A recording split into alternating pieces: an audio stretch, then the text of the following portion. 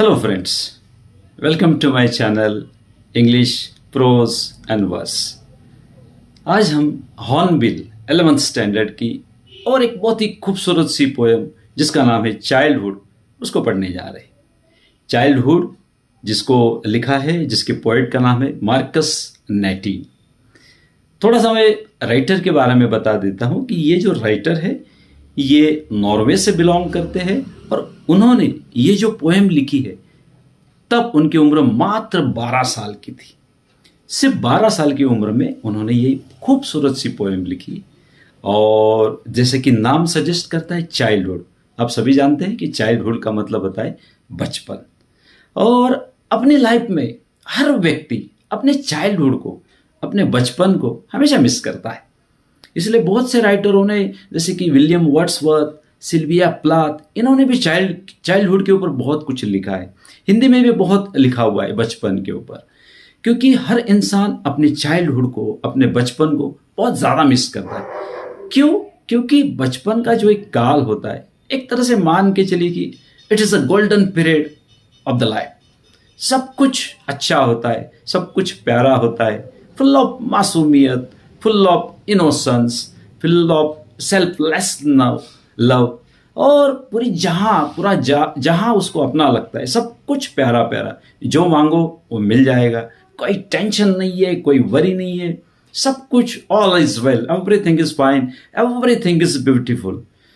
तो शायद इसी के कारण राइटर भी, अपने पोएट भी अपने बचपन को बहुत ज़्यादा मिस कर रहे और वो ढूंढने का प्रयास करते हैं कि मैंने अगर मेरा बचपन खोया तो वो कब, एग्जैक्टली कब मैंने मेरा बचपन खोया। तो वो अलग अलग ऑप्शंस को ढूंढने की कोशिश कर रहे हैं। सबसे पहले वो ये बोलते हैं कि शायद मैंने मेरा बचपन तब खोया जब मेरी उम्र 11 साल की थी, या फिर तब खोया जब मुझे ये समझ आने लगा कि हेवन क्या होता है, हेल क्या होता है, जिसको मैंने फिर बाद में ज्योग्राफी की बुक्स में भी ढूंढने की कोशिश की, उनका लोकेशन फाइंड आउट करने की कोशिश की, लेकिन मुझे नहीं मिला। अब यहाँ पे समझने वाली बात है कि हेवन और हेल, जैसे कि अपने को पता है कि भाई हेवन का मतलब होता है स्वर्ग, हेल का मतलब होता है नरक। अब यहाँ पे अपने को ये समझना है कि ये हेल और हेवन की नहीं बात कर रहे, ये राइट और रॉन्ग की बात कर रहे, यानी कि क्या सही है क्या गलत है। मतलब वो ये कहने की कोशिश कर रहे कि मैंने मेरा बचपन शायद तब खोया जब मुझे, मेरे अंदर ये क्षमता आ गई, मेरे अंदर ये एबिलिटी आ गई कि मैं दोनों में फर्क कर सकूं कि क्या सही है क्या गलत है। शायद वो दिन था जब मैंने मेरा बचपन को मिस किया, या मैंने मेरा बचपन मेरा चला गया। तो बार बार वो क्वेश्चन करते कि व्हेन डिड माय चाइल्डहुड गो, यानी कि मेरा बचपन कब गया, या फिर when did I lose my childhood, और मैंने फिर बाद में एडोलेसेंस में कब कदम रखा।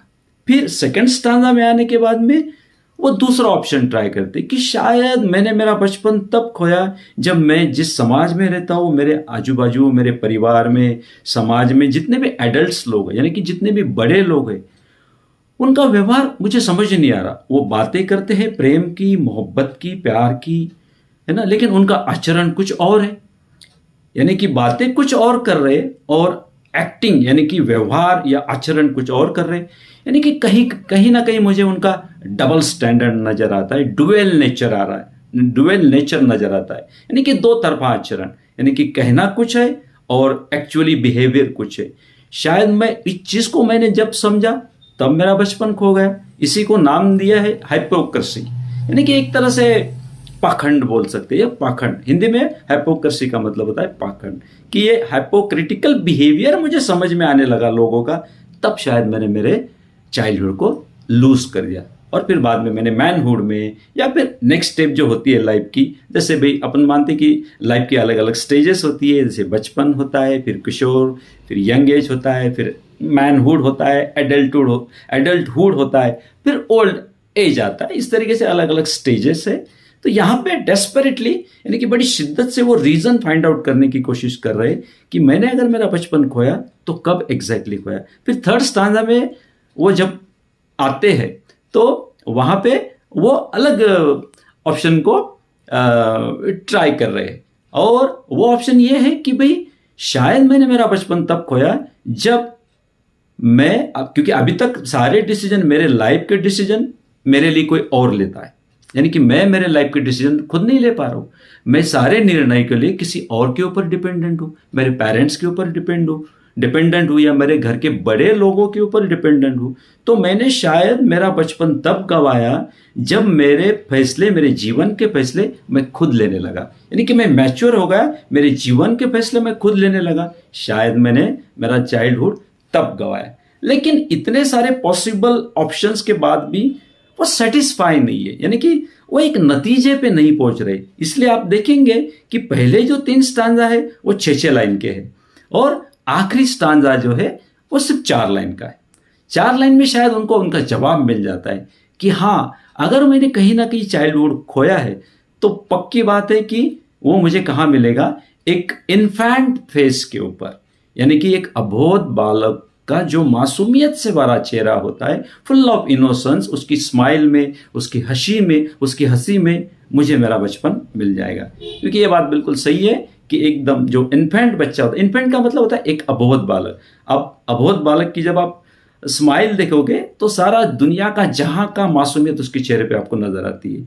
तो बस अगर मुझे मेरा बचपन अगर कहीं मैंने खोया तो इन्फेंट के फेस पे शायद मुझे वो मिल गए, इतना मुझे पता है।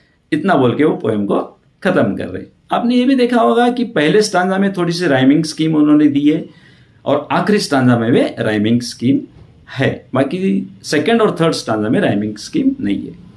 ठीक है, आप सभी जानते हैं कि मैं ब्लॉगर भी हूँ, तो ये तो हो गई समरी। इसके बाद में मैं इंग्लिश में समरी एक्सप्लेन करूंगा, लेकिन now we are going to discuss the short summary in English. The poem childhood is written by the poet Marcus Natin. He belongs to Norway and he had written this poem when he was just 12 years old. At such a small age, he has written a very beautiful poem that is a childhood. In a human's life, everyone misses childhood because childhood is like a golden period of a human's life, and it is full of innocence, full of love. Everything is good and fine and beautiful for a child. So in this poem also, the poet is trying to find out different possible options that when did he lose his childhood. So in the first stanza, he is thinking that I lost my childhood when I became 11 years old, or maybe when I was able to make a difference between hell and heaven. Even I tried to find out these in the geography book, the location of it, but I could not find it. Here the hell and heaven represents that when he realized that what is the difference between right and wrong, when he became eligible to make a difference between what is right for him or what is wrong for him, at that point of time I lost my childhood. So in this first stanza, he tried 2 different options. In the second stanza, he speaks about the hypocritical behavior of the adults surrounded by him. He says that the adults are talking about love, they are preaching about love, but their character, their actual practice is different. Means they are behaving in a double standard, dual pattern way, hypocritical behavior. And when I was able to make a difference, or when I able to realize their dual standard, at that point of time I lose my childhood. So this is the second option he was thinking, but he was not able to conclude the exact reason or exact point of time when he lose his childhood. In the third stanza, he says that till today, all my decisions have been taken by somebody like my parents, my adults around. And now I became eligible. I became sufficient to take my own decision, my life's own decision. At this point of time, when I became eligible to take my own decision of my life, at this point of time, I lose my childhood. So this is the third option he is trying to say. But all these all these in three stanza, he is not able to finalize the perfect reason for losing his childhood. So therefore, if we see all these three stanzas of 6 lines, first three stanzas are of 6 lines, but the last stanza is of 4 lines.